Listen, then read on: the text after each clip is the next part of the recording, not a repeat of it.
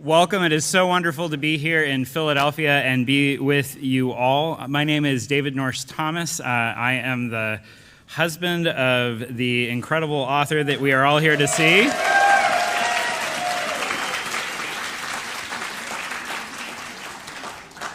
And I get to introduce him today. So I first saw Eric at the William Way LGBT Center here in town at a panel that was about LGBT people who are religious leaders. And Eric was hosting the panel, and he was full of hope and possibility, along with hurt and honesty. And as the discussion was coming to a close, I asked a question about how queer people who have privilege have responsibility. What is our responsibility as people of faith for being intersectional in our work for justice in the world? And he squinted at the lights. He couldn't see who I was. And he said, "You should be up on this panel on this stage with me." It took a little while, but it happened. We didn't get to meet in person, though, for a bit. Eric started hosting the Moth here in Philadelphia, which... It's like, know your audience, right? When Eric started hosting, a congregant at Broad Street Ministry asked me if I wanted to go. He said, "There's this great host. I think you'd really like him." And I was delightfully surprised to see Eric up there and start putting things together. It was especially unique in that moment because I had an email inviting me to the next round of that queer religious leaders panel, and I wasn't sure if I was going to do it. And so I turned to my friend Colton and I said, "Should I do it? Should I go on this panel with Eric?" And he said, "Yes!" He was very excited, and I asked him why he was just a little bit too enthusiastic, and he said, "It's all part of my plan. You're going to meet him, you're going to fall in love, and you're going to get married."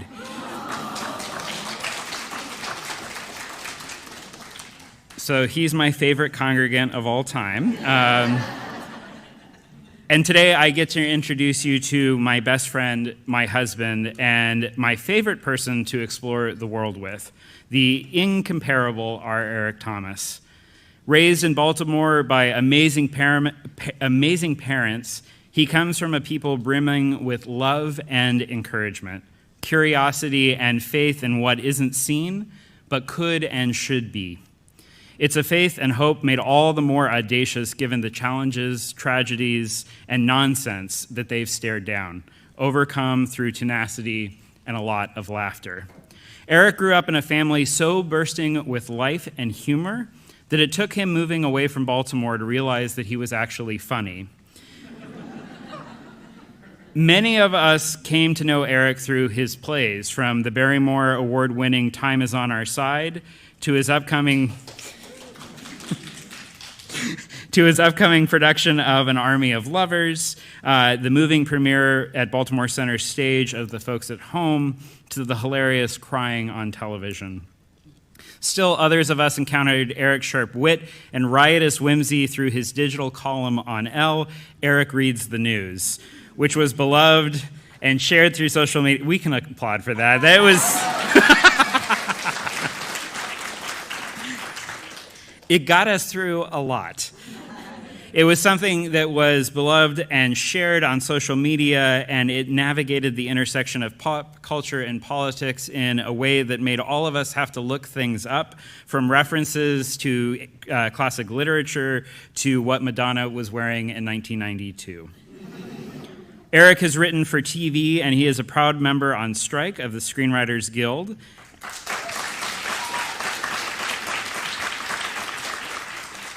His previous books include the bestselling Here for It or How to Save Your Soul in America. Woo! He co-authored with Helena Andrews Dyer, Reclaiming Her Time, The Power of Maxine Waters. And his young adult novel, The Kings of Barrymore, was named a 2023 Stonewall Honor Book by the American Library Association. With all of these accomplishments and moments of incredible high and joy, the other thing that you should know about Eric is when things are bad, he is the best person to have in your corner. The last 5 years have been incredibly difficult in our lives for a multitude of reasons, from having to leave our beloved city of Philadelphia for a little something that happened in November of 2016 that I can't really remember, thank God, to losing jobs, the death of my father, so many moments of just incredible tumult and sadness. And yet, in all of that, that same tenacity, that hope, that faith, that love and joy, that encouragement beyond all else shines through. And so I hope with this book that you have, or that you will have soon, that you will share with friends, that you can have Eric with you too in those dark times, so that they can be full of the same laughter and wit and joy that is something that has gotten us to this point, and I hope will get us many years into the future. So friends, please join me in applauding and go crazy as we welcome my husband, the amazing R. Eric Thomas.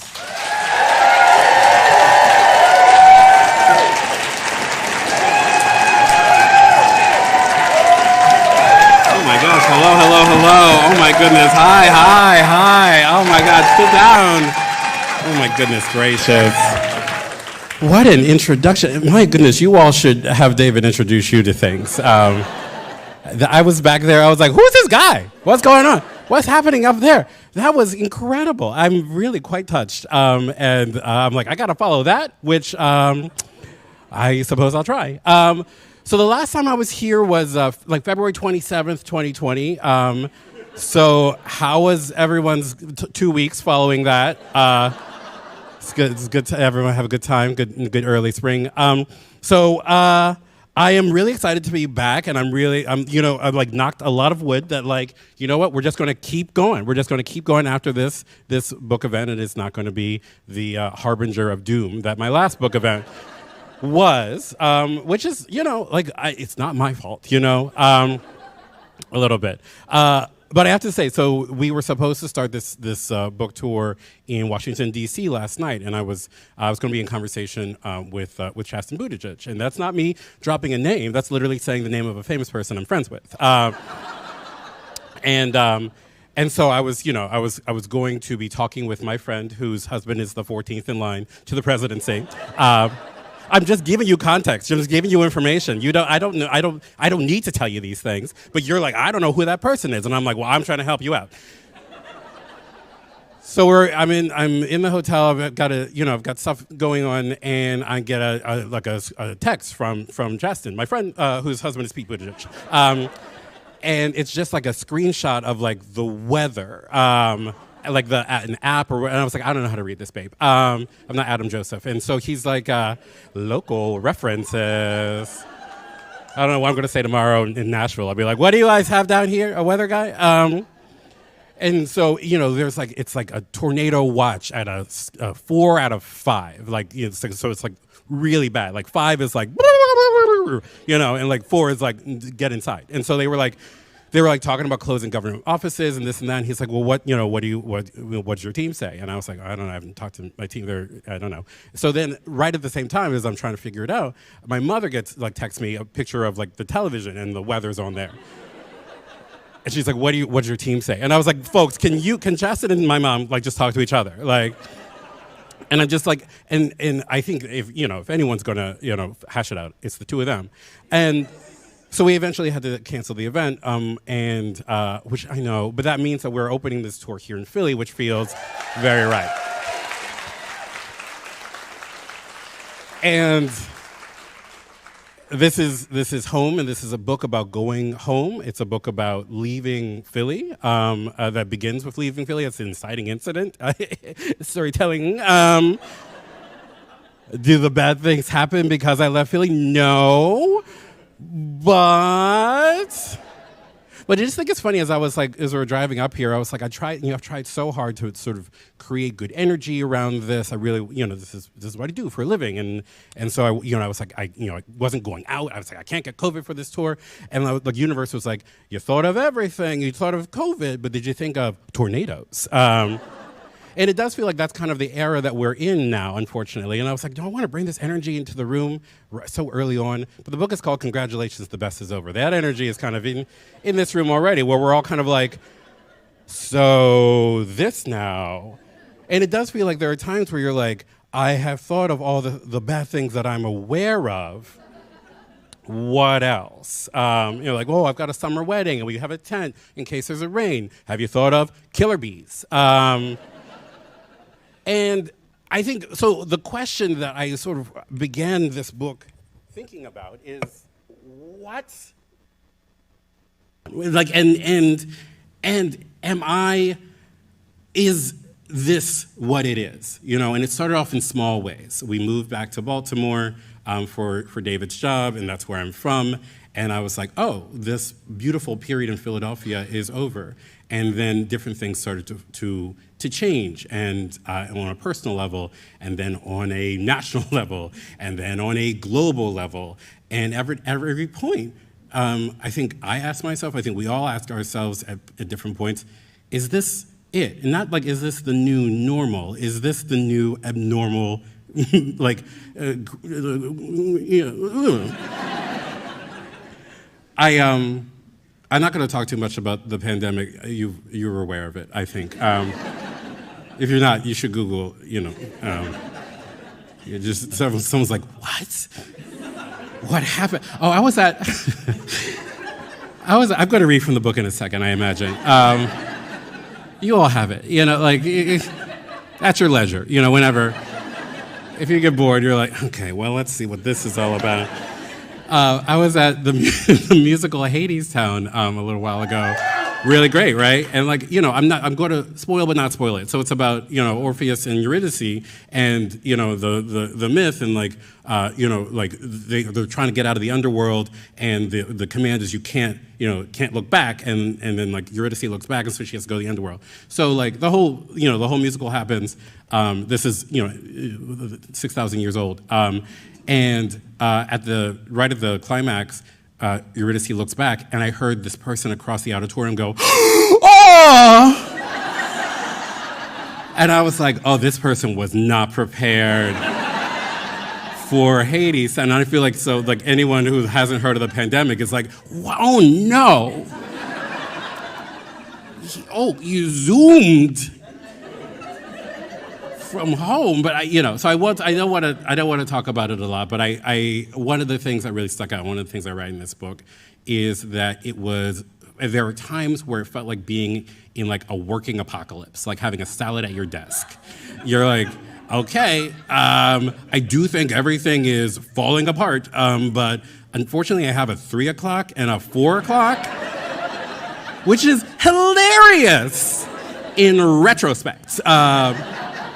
And that's the tension that I have been trying to tackle in my life, and I've tried to tackle in this book, this tension of like, I cannot believe this is happening, and also, I cannot believe this is happening.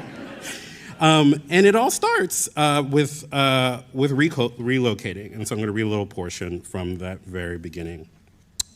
David's new church was going to pay for relocation. David found a moving company that fit the price point and specialized in moving clergy. Most clergy come with large libraries, I was informed, and so these companies were adept at moving all the household items as well as like the Shroud of Turin and a bunch of books. We did indeed have a bunch of books in our combined libraries. David's were clergy stuff, God Matters, The Book of Life. Mine were many copies of The Pelican Brief by John Grisham. It's an incredible book. The moving company had a website full of glowing reviews and promised 3 expert movers who would also professionally pack your stuff.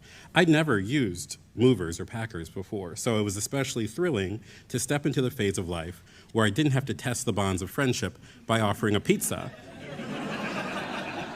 in exchange for struggling up a staircase with one of 900 poorly taped boxes. This is the life you lived when you, before this I'd written about how the new apartment had a Nancy Meyer's kitchen. This is the life you lived when you had a Nancy Meyer's kitchen island near the stream. This was the new Baltimore story for me. This is the new Baltimore story for me. I thought again with a different inflection around 6 p.m. on moving day as I lay on my back in the furnitureless apartment and stared up at the sky through the wall of windows.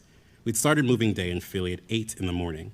David and I had arrived in Baltimore at 5 p.m., the movers following behind us.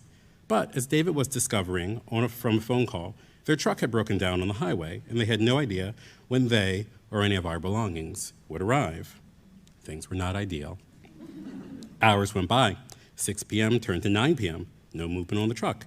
My mother came by with Boston Market for dinner. She picked up paper plates at the grocery store, since all of our plates and clothes and copies of the Pelican Brief were sitting somewhere on I-95.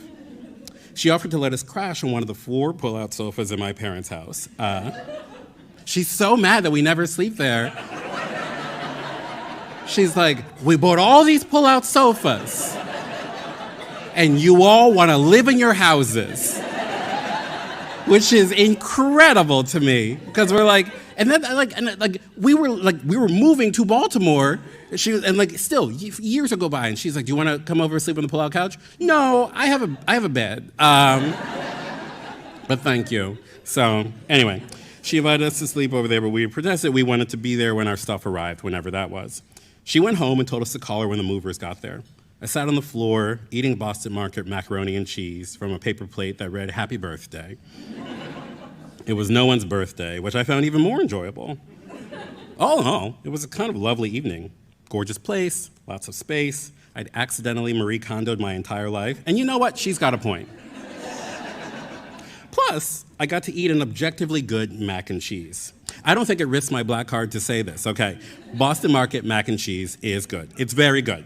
It's a wonderfully flavorful European-American mac. So congratulations to the city of Boston. Congratulations to Chef Ben Affleck. Anyway, I'll stop it there. So, things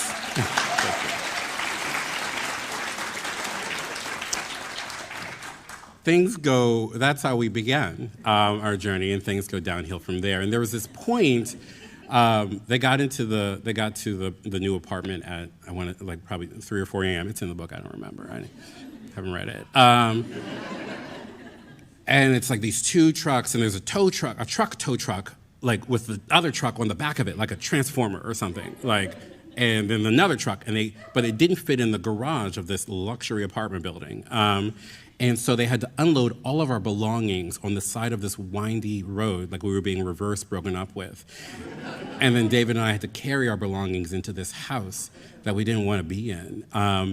And I was in the middle of that. Like it was like truly like we were during Watergate. And I was like, oh, this is my life, but also this is the story. And I kept having these moments where I was like, this is my life?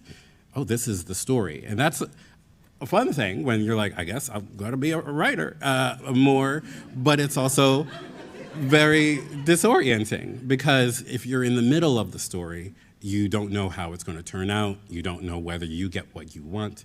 You don't know whether you survive to see the end. And I think that is, the disorientation became this sort of drumbeat of this time in Baltimore, this sort of like, where am I in my story? Am I in my story at all? Do I have the right goals? Do I have the right wants? Am I going to get to the other side? And what's waiting over there? Will I be happy with it? And that disorientation led to, and it's so funny, I don't want to talk about this, but it's like in the book, and my editor's like, Eric, if it's in the book, they're going to know about it. And I'm like, okay, but it's really a real downer. But I had a lot of trouble with I've always had like a sort of relationship with depression. I want to say a struggle with depression, because it's like, I don't have a lot of enemies. And so it's like, I'm not going to like struggle, you know, like, I'm just like, we're in a relationship. And like, and my editor, she was like, just, I'm gonna do this. My editor, she was just like, just say it plain. Just say like, you were sad, and say why. And I'm like, okay, but what if I like roasted my depression, like I was like a Comedy Central roast of like Pamela Anderson, and she's like, just say it. And I was like, no, that feels like a downer in this book. And she was like, just write what it is, right? Right, I was depressed, and this is how, and this is what it felt like. And I was like, Sarah, I gotta be honest with you, I know you've edited many books by many great people. That's the most boring thing I've ever heard. And I don't think everyone's depression is boring. I think mine is. and so that, like, and so even as I was going through these periods where I was just like, I think that I'm in a weird, dark period of my life, and I moved back to a place where all the ghosts of my old self used to be, and I miss the people and the places that I know so well. I'm like, okay, not interesting. But it doesn't have to be interesting. And I read a book called Broken in the Best Possible Way by Jenny Lawson. Incredible. Yep. Oh, yes. Yes. Oh, here she, Jenny Lawson. to tepid applause. No, she's incredible. And she wrote this, she's a very funny author, and then she wrote this one essay where she just literally just talks very straightforwardly about her mental health struggles. And I found that to be really interesting and really encouraging. And one of the things that I took from that, and it's a lesson that I continue to sort of think about and learn, is that you don't know who your story is going to help. You don't know who is going to identify with your truth. And sometimes you just have to say it. But that was not a thing that I knew when I was going through all this in Baltimore. Yeah, I'm gonna skip to a different part. I'm so uncomfortable talking about it. But it's, actually, you know what? No, I'm gonna tell you this. So I had this period where I was like, but I'm writing this column online where I'm making jokes every day. And I'm like, ha ha ha, Ivanka Trump, ha ha. But I'm also like, ha ha ha. And I really struggled to make adult friends as in Baltimore, which is not, my fault. Making friends as an adult is a deeply embarrassing experience. And I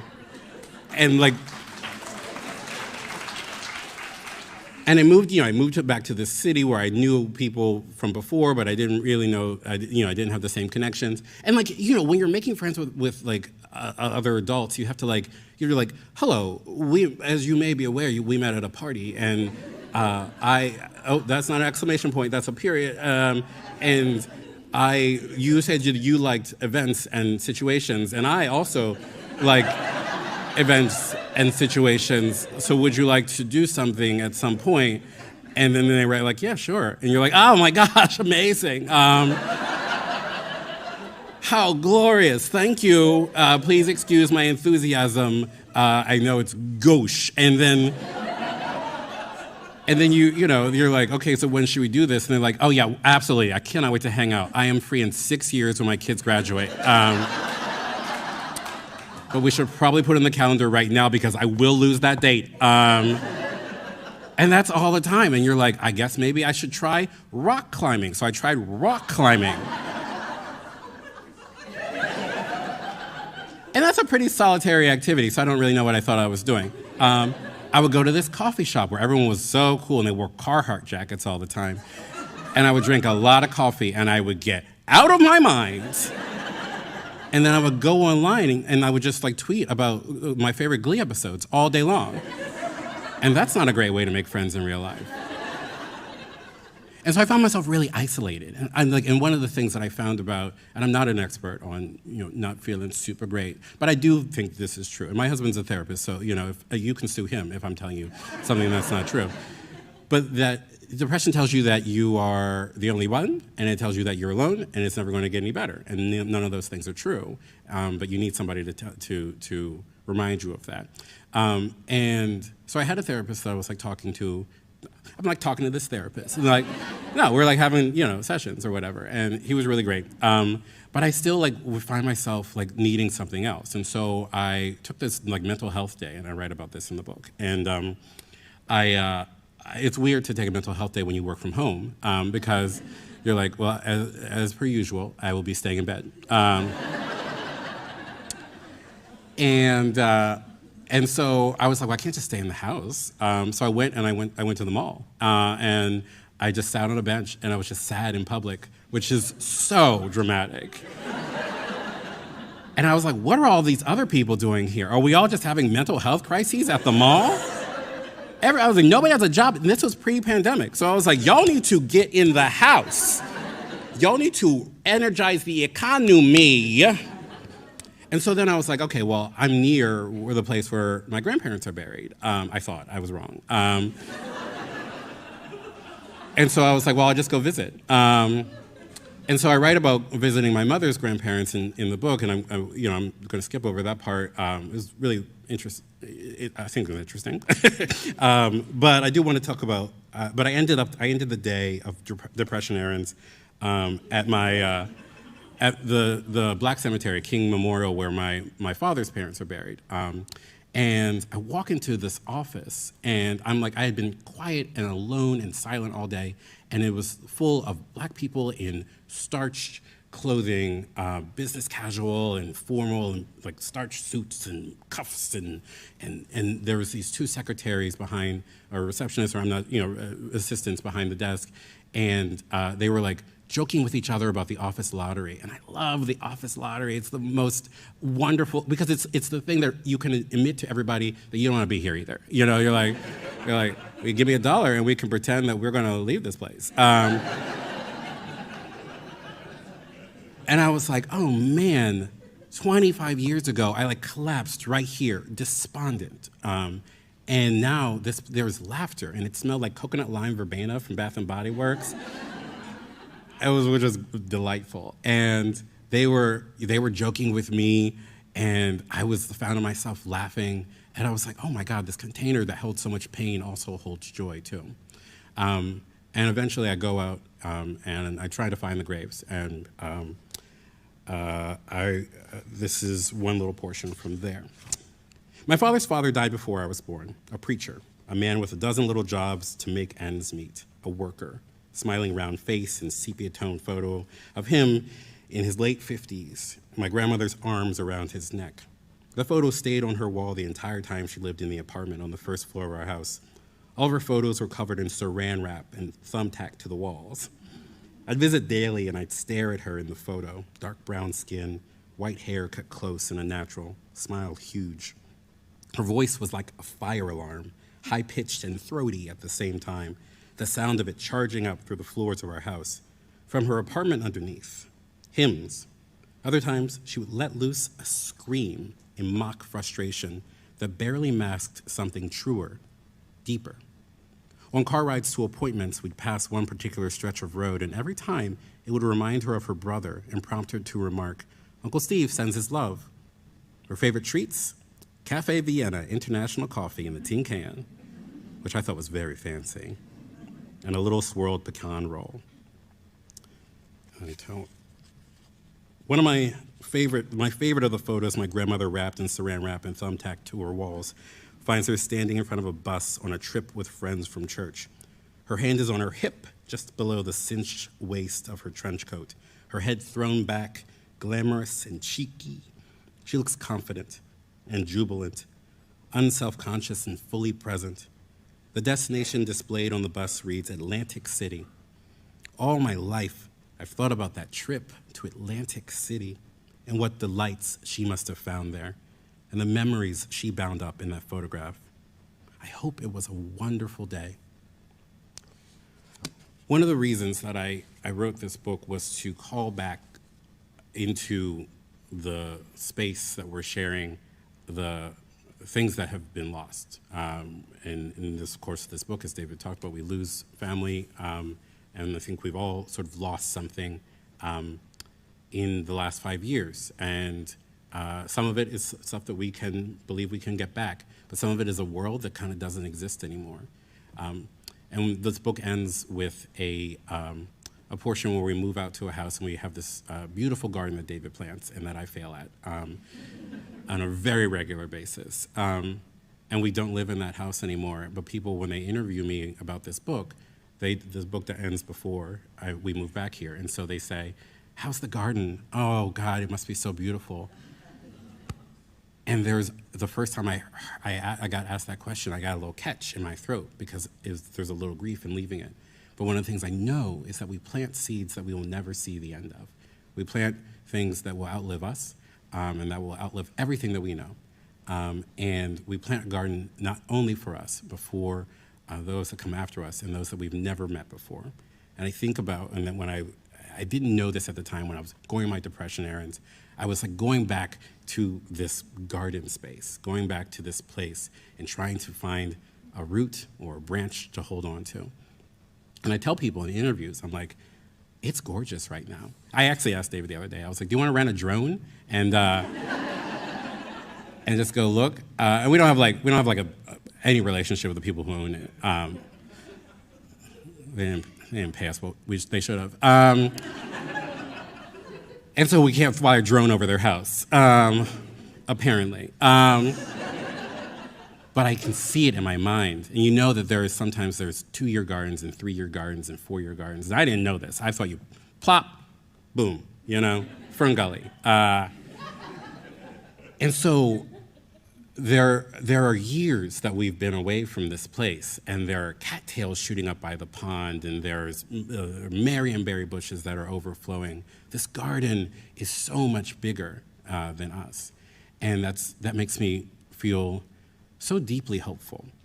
One of the things that I always try and do when I'm writing books is to reach for hope, to reach for something that is bigger than my present circumstance. And I find that in laughter, but I also find that in the idea of continuum, the idea that that the question that the book asks, is the best over? I think that something is over, but it may have been the best in the moment, but there's still more best yet to come. And I think of myself as a person in the garden, and as a gardener, and as a plant. And so I'm going to steal this one thing from Mr. Rogers. I'm going to ask you just to think about who planted the garden that you're in right now. Who planted the garden for you? Maybe it's 1 or 2 people. Maybe it's a whole bunch of people. Who created the space that you're in? And I want you to think about who you're planting the garden for, who you want this world to exist for. Tomorrow, next week, after the next tornado, or the next nothing. And think about the space that you occupy in between those two things. I write in the beginning of this book that this book is about being in the middle. And for much of the portion that I was in the middle, whether it's a middle of transitioning states or the middle, my therapist at one point was like, well, you're entering middle age, so this is normal. And I was like, Brian.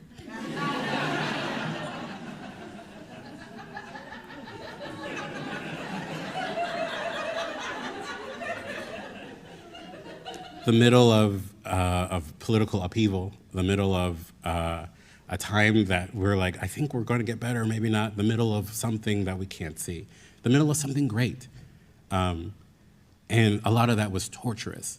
But I think now about this middle space as this place of growing, of decomposition and reconstitution, of new leaves sprouting up, of things blossoming, of us putting our hands in the dirt and putting more seeds down so that we are not the last people to walk across here, and that the people that we know, the people that you're thinking of, can walk in the same footsteps that we did and find more hope and more joy and more laughter in our wake. I'm gonna stop there. I didn't mean to stop there. I had like a game show I was gonna do.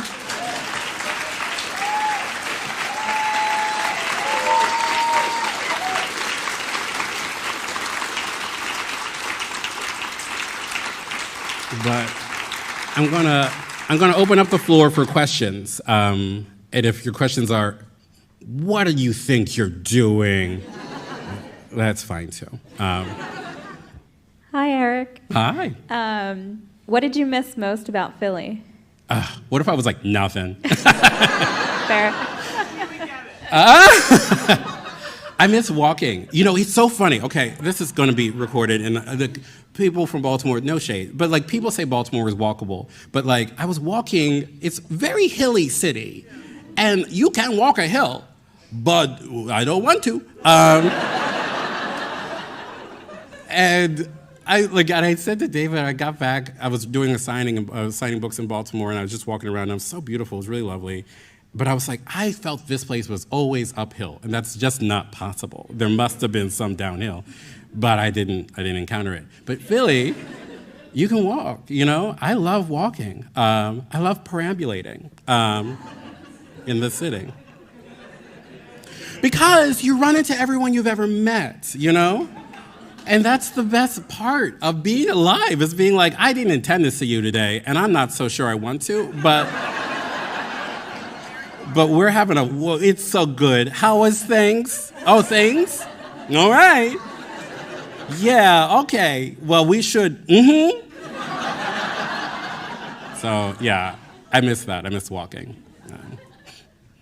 Yeah, I learned how to drive while I was living in Philly. I was 35 years old. I had not driven a car in my life, and I was like, I'm never going to drive. I would have anxiety when actors would drive in movies, because I'd be like, what if one day I have to do that?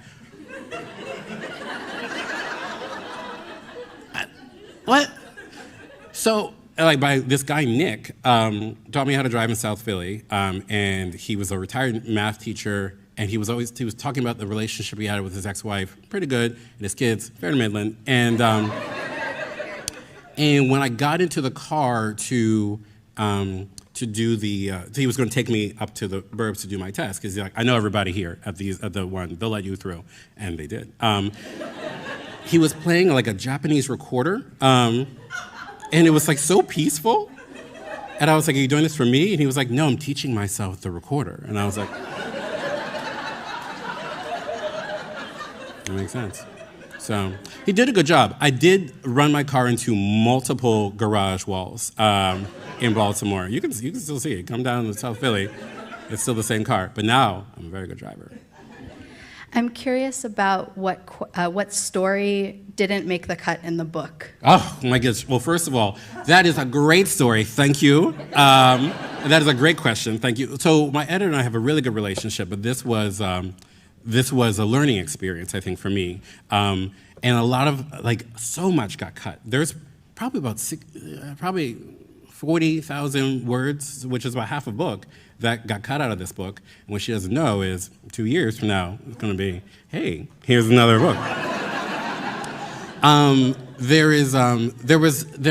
Nick got cut out of the book. I tell this one story about, I don't know, I think, what was the idea was sort of being at home anywhere, or sort of the question of, can you actually ever be sort of not other anywhere? And I talk about how there's a gay bar here called Tavern or Kamak, where the first time I went, somebody was like, this white guy was like, did you know the basement of this used to be a stop on the Underground Railroad? And I was like, oh, fascinating, all right, great. And I got on to Baltimore, and I go to this dive bar called Leon's, and I'm sitting next to this white guy, and he's like, did you know this used to be a stop on the Underground Railroad? And I was like, maybe it's true. There's something poetic and rhyming historically about all these spaces of queer liberation also being spaces of black liberation. But maybe that's just something people say to black people in gay bars.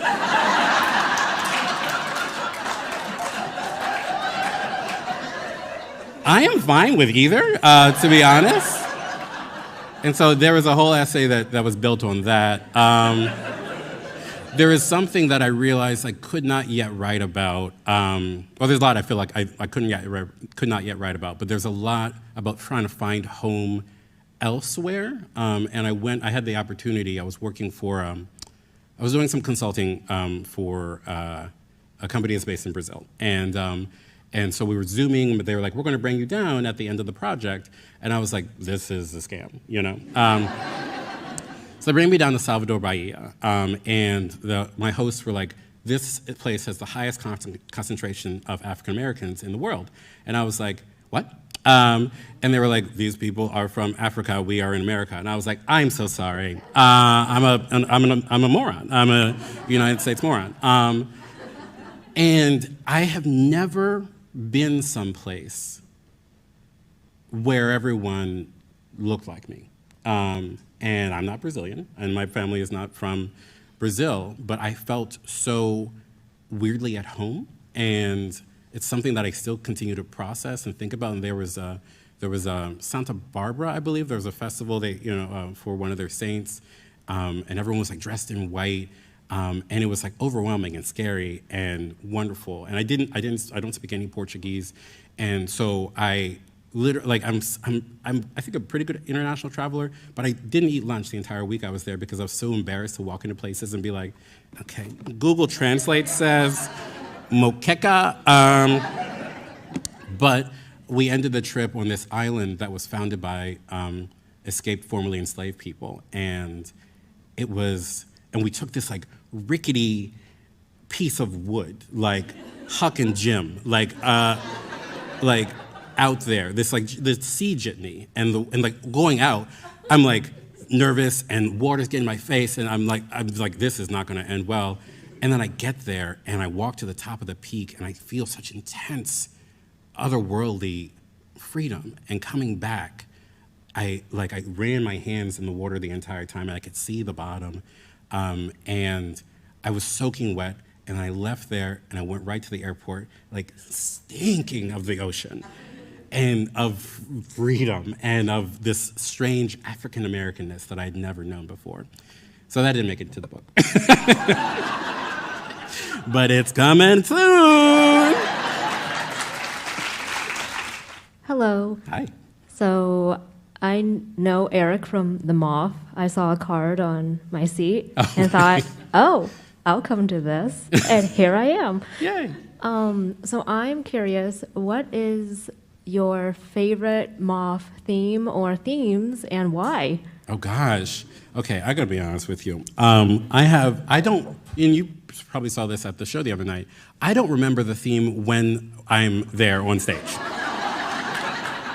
I don't have a very good memory, which is why I write books about things that happened to me in the past.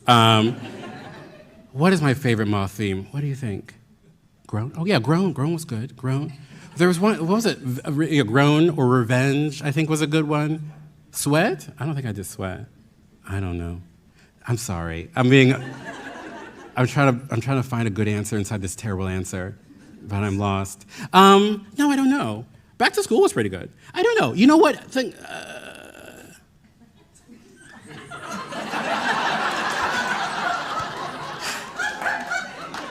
Everyone's going to return their book. They're like, he didn't know anything about the Moth. Yeah, I don't know. One of the things I find about the Moth is that sometimes when the theme is too specific, or you're like, oh, we're going to get a lot of great stories about, there was one, stakes, and I was like, all right, every story has stakes, And I think that most of the stories were good, but I wasn't like, oh, wow, it's Zowie. But then it's like, the theme is like bubblegum, and people are like, my father invented bubblegum.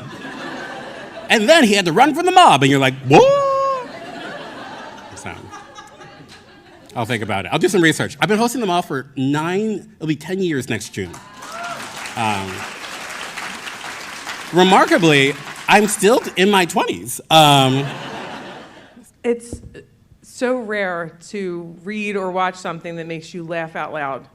And your essays that I get in my email make me laugh out loud.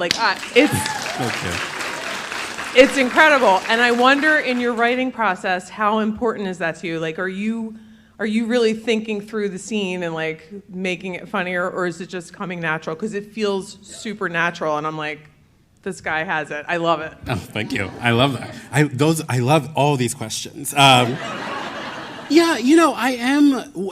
It's funny because with the newsletter, there are times where I'm like, oh, nothing funny happened to me this week, and so then I'm just like, well, let me just like wander around conversationally until I find something, or something like I just don't write it.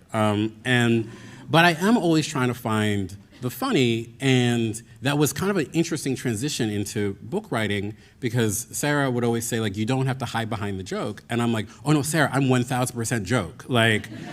But doctor, I am Pagliacci, or whatever the clown's name is. What a silly reference to make. But I am always thinking about comedic structure, and I am always thinking about like sort of how to weave that into the story, and sometimes it's like, last week I wrote about how I don't give a flaming hot damn about the aliens. And sometimes it's really nice to just be like, I'm going to rant for 700 words, and then bingo bango, see you later, buy my book. But then sometimes, I've been working on this one for almost 9 months. I've been learning how to swim at a gym in South Philly, and I want to write about it. And like, there's jokes, but I'm like, I really want to tell you this story, and I'm still like searching for it. So it's a little 50-50, but it does always start with the joke. I feel like I think I want more laughter, So. Can you talk a little bit about your experience writing for Dickinson? Yeah, absolutely. Well, yes. It's interesting. So I was on a show, like a live podcast, where they were like, we're not talking about our TV work because we're striking. I have not received that directive from the WGA, so I do not believe that what I'm about to say is scabbing, and it's not my intention to. So I just want to say that. I know this is on camera. Yeah, but what I can say is that one of the things that was most exciting to me was taking Emily Dickinson's poetry and using it as the scaffolding for every part of the show, both the tone and the theme and the action. Like, everything was kind of based essentially on real life. And there was this one moment, you can read about it in the New Yorker. There was like a reporter came and was embedded in the room for a couple of days, and we're talking about the last episode of the series, which I co-wrote with Elena Smith, and we're talking about those fascicles that she would make, these little notebooks of poetry. And we're talking about the dress that she designed for herself that was utilitarian, you know, and like the pocket was the size of a fascicle. And we were just discussing, what does the body need what does the writer body need for armor? How do you design a dress? Like, you measure it in fascicles, you know? Is there verse stitched into it? And that was so deeply exciting, because we're like talking about it, and then we are, you know, and the thing with Dickinson is that you run into a plot problem, and you're always like, and then Emily pulls out her cell phone, because you're like, oh, we can't get around this, you know, like, but she couldn't, you know, and so we were like, in that moment, we were like, well, Velcro would really work the best here, and then we're like, well, was Velcro invented back then? And no, it was invented in the space race or whenever, I don't know. You probably know, but you're at a library. You know better than I. So yeah, it was exhilarating. It was, and in the room with me were Lynn Nottage and Z-Way, among others. So the first time I opened up the Zoom, and this is, you know, June of 2020. So I'm just like, well, life is over. And I open up the Zoom, and there's Z-Way and Lynn Nottage, and I was like, well, life has begun anew. So I really love reading the acknowledgement sections of every book I read, and you have such juicy ones all the time. And here for it, it was like making me cry laughing through it. So what inspired you to write it so long and so wonderfully? Oh, I'm deranged. I have problems. Well, here's the thing. You know, they edit everything, and they're like, calm down, stop it, no more jokes. But the acknowledgements, I'm just like, Mom and Dad aren't home. Pizza party on the couch. And with my first book, I literally thanked everyone I've ever met, because I didn't know what you were supposed to do. I was like, who am I acknowledging? I lived this story, end of it. But thanks to everyone who made it nice. And then Kings of Bmore, they were a little bit shorter, but it was like I started off a little funny, and I was, you know, and then with this one, I was just like, Mom and Dad are gone for the weekend. And so I literally, the acknowledgments in this one are literally addressed to you. You're like, if you if you read the acknowledgments, you're part of a special club. There's a special website in here. Crazy time. But I just like it feels. Actually, I'm going to read the very end. So it goes on too long. Everyone at Penguin Random House agrees, and I cannot hear that. So the very end says, thank you for coming to my acknowledgments party. They sometimes feel a bit like what I imagine a retirement might feel like, getting to see and say thank you to the people who make it possible for you to do the work you do. Frankly, we should all be able to get the affirmation of a retirement party whenever we want. Or maybe not retirement, because I presume you'll still want to get paid. What about lifetime achievement? Who can say what all can be achieved in a lifetime? Like we should lower the bar. I feel like I'm just literally just having thoughts in the acknowledgement section. The book has ended. Like, this is like a Marvel cutscene that they're like, we didn't, like Samuel L. Jackson's like, why am I here? Oh, I should put him next time. Okay. Next time, no, I feel like people should be able to declare Lifetime Achievement Award status at any moment. Like the election pundits who are like, I've seen enough, I'm calling it. That, but for your contribution to humanity. The award should also be called, I've Seen Enough. If you're giving the award to Jennifer Lopez, the award should be called, I've Seen Enough.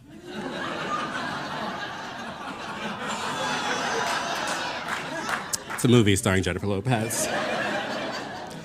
But in general, the award should be for living, not achieving, I think. That's the miracle. So yeah, they can't catch me.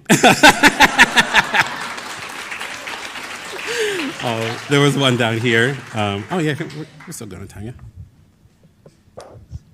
I love this question of, who are you planning a garden for now? And I just wonder, when you got to the end of this book, do you have any new realizations about who you're planning a garden for? Do you mind sharing?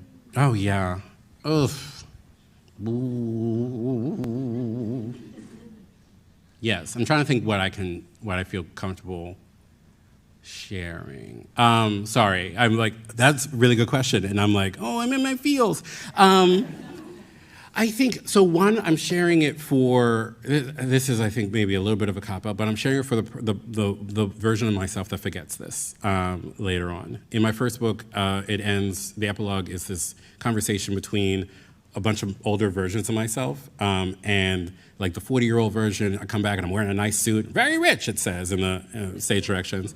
And then like there's a 52-year-old version who's wearing the same suit, but it's really ratty. Not so poor, pretty poor, And like, predictions. And I did this interview today with, I won't say where, but the woman who was interviewing me, she was like, you've been on strike for a while, so your finances are really taking a hit, right? And I was like, yikes! And I was like, I like to work, and she's like, she kept going. She's like, you're poor, you're on the street, you're rattling a cup. You look like Robin Hood when he's got the little glasses on and the thing. So I was like, yeah, okay, I'm destitute. Buy my book. I think, so I write it for the version of me that forgets it. I think a lot about our niece and nephews and the world that they're going to inhabit, inherit. They already inhabit it. They're like, they're in space. They're with no, not with the aliens.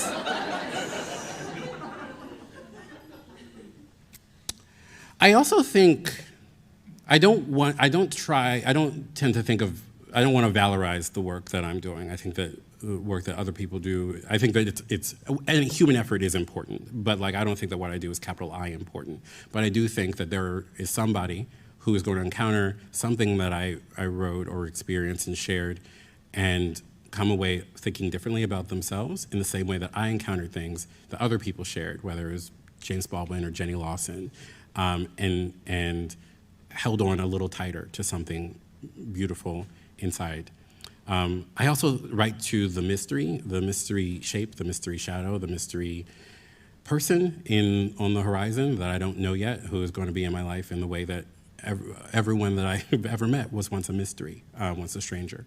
I worked with this wonderful woman, Melissa Kadig, at Pod Restaurant years ago, and we were such immediate friends, and every time I would come into the little teeny pod office, she'd be like, what if we never met? And I run into her all the time, and I'm like, what if we never met? And I think about that, what if I never meet the people I'm supposed to meet? And so I write to that. I write to the mystery, and I write to the missing, So that's a really good question. I'm gonna think about that. One more. We have time for one more question. Or I could tap dance. I'm just kidding. I'm not going to tap dance. Oh, Morgan, go ahead. So, what books are you writing next? What books am I writing next? Yeah, and any young adult books, because Kings of Baltimore, that was like a big hug. Oh, yay, Yeah. thank you. Yeah. I do have a young adult. So I have a young adult. I'm working on, what can I say? I don't want to oversell this. Because I'm going to look at this video in 5 years and be like, you were going to do what, Eric? I'm thinking a lot about the idea of inheritance, and so I'm working on this sort of like a young adult series that's kind of a kind of Westing game style mystery series about a group of young black cousins who have to figure out what to do with their very problematic inheritance. So that's way, way down the line. The thing that I'm writing right now is a adult rom-com set in the Poconos.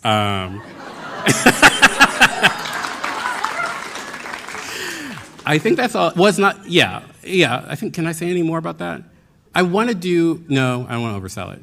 Yeah, it's about. No. It's about 220 pages. Yeah, no, I guess the phrase is May, December. It's not a romance, it's rom-com. It's about two men, one is in his early 30s, one is in his early 50s. So they're diametrically sort of, oh God, I hate describing books. It's about people who thought that their chances had passed them by, and who discovered that that's not the truth. So I'm having a lot of fun. This town's full of kookalooks, and I come to the free library like once a week, and I do research on the Poconos that I immediately then throw away because it's a fictional town. But I'm like, well, that is interesting. They brought coal here on a horse? Okay, well, there's a laundromat, I think, in the town. There's a wedding-themed bar in the town. It's real whimsy. There's a restaurant that only serves appetizers. Just, you know, just gay nonsense. So, thank you all for coming out.